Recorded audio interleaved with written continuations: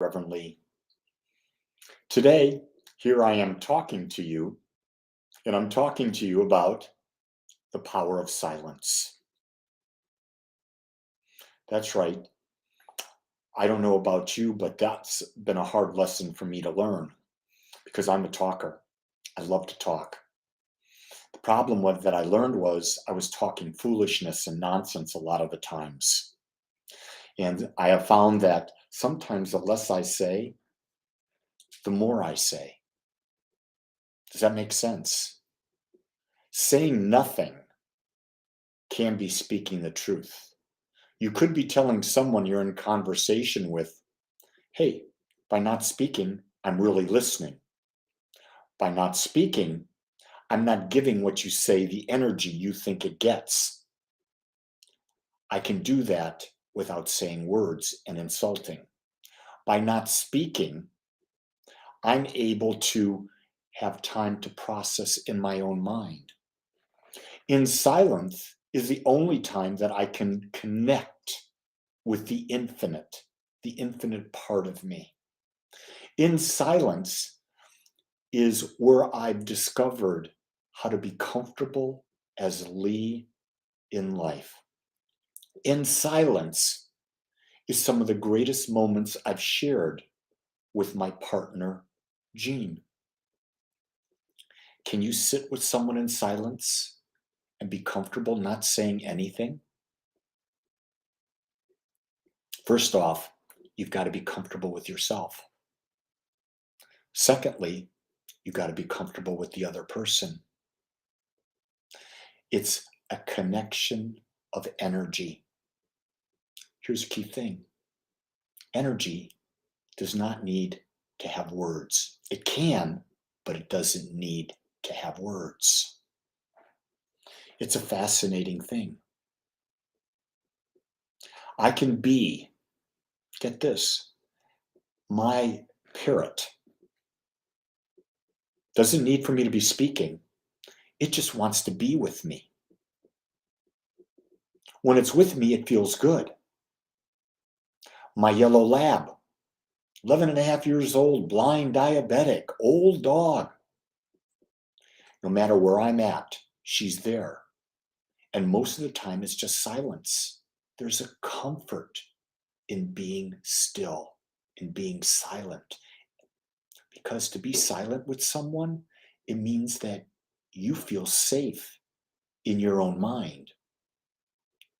Now, if you can feel safe in your own mind, wow, most people can't. Most people aren't safe in their own mind because of why? Self-judgment. When you're silent, you're not judging. I'm talking about silent. I'm not talking about thinking crazy thoughts. That's not silence. Silence is slowing down the mind. Let me say good morning to Zoe, to C. James, to Johanna, to my friend Lydia, to McBride, to Carol, to Johanna.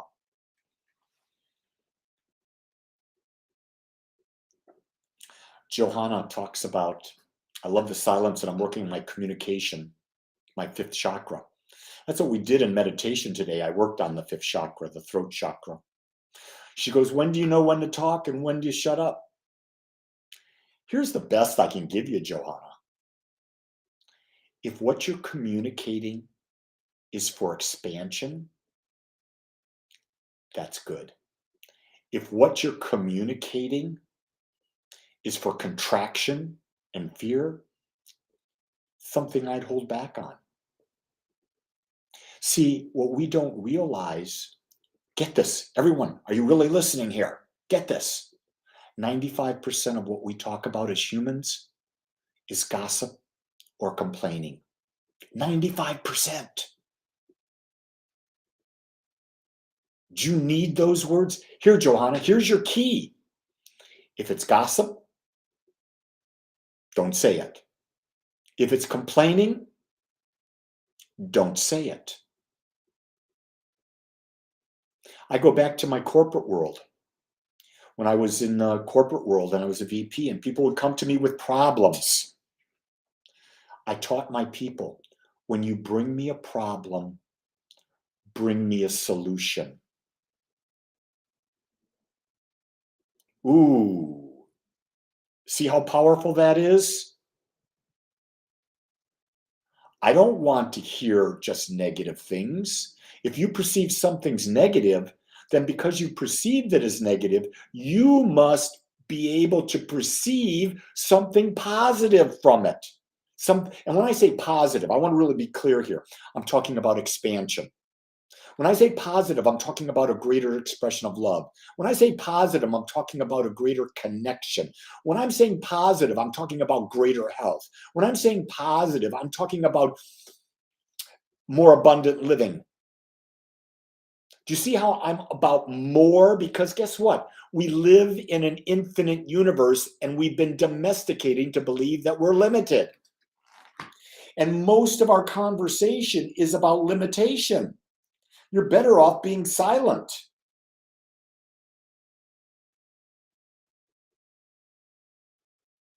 I can sit back, and I did this morning, and in the silence of meditation, I connected to the energy that was my mother. And my mother passed away in 2011.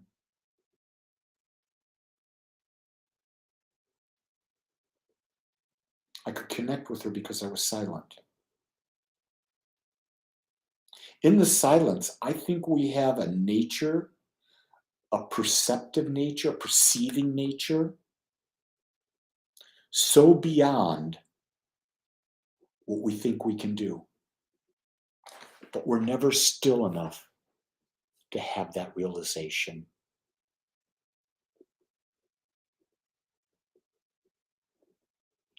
All new answers to unknown, and that's what we want normally.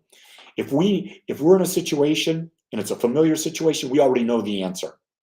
But if it's a situation that's not familiar, the known is not going to help us. We have to go into the unknown for the answer, into the unknown situation. Ergo, the best way to get that is to be silent and allow our intuitive nature to give us an answer, a step, a thought different than anything we've ever had in order to be present and to become the master of our destiny. You know, what was that Kenny Rogers song? You got to know when to hold them. You got to know when to fold them. Well, right here, we're talking about you got to know when to speak. And you got to know when not to speak. And you got to know that when you're not speaking, that can be a very, very, very powerful message. For example, in my relationship with my wife, we can be at a dinner and be totally silent and be so comfortable. But if there's an issue, silence could be saying, you're not important enough for me to answer.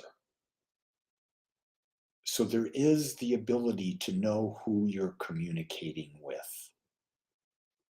I love the fact today, my God, we've got Libya, we've got Mumbai, India, we've got Egypt, we've got people from all over the United States.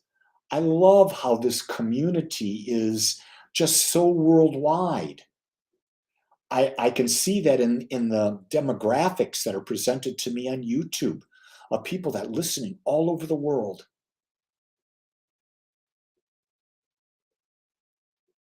I agree with you, Anita. Many times when you don't know the answer, lie down, get still, meditate.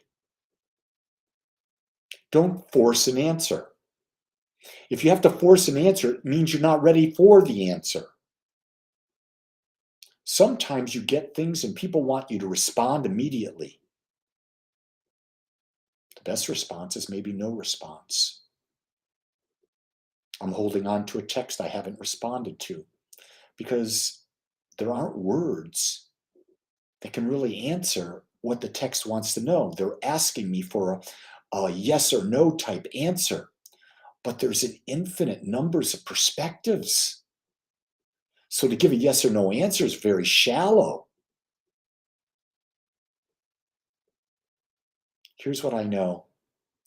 If you can become being still and silent with yourself, you're powerful. The key thing is it always begins with you. Always begins with you. I love the song from the 60s by the Tremolos. Silence is golden. Today, practice that a little bit. If it's complaining or gossiping, don't say it. Don't participate in it. Shift the subject. Ask questions that are expansion. What would you like to feel? Not how bad are you feeling? You poor baby.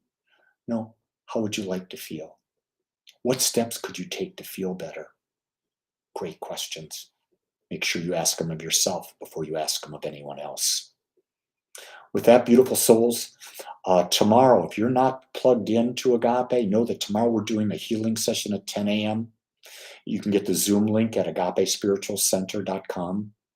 I'm shifting how I'm doing it. I'm growing and maturing into a greater awareness. Love for you to join me. Put it on your calendar, 10 a.m. Central Time. With that, my beautiful ones, make it a great day. Know that you are worthy, you are loved, and I say that because that's not complaining or gossiping. That's the truth. Aloha.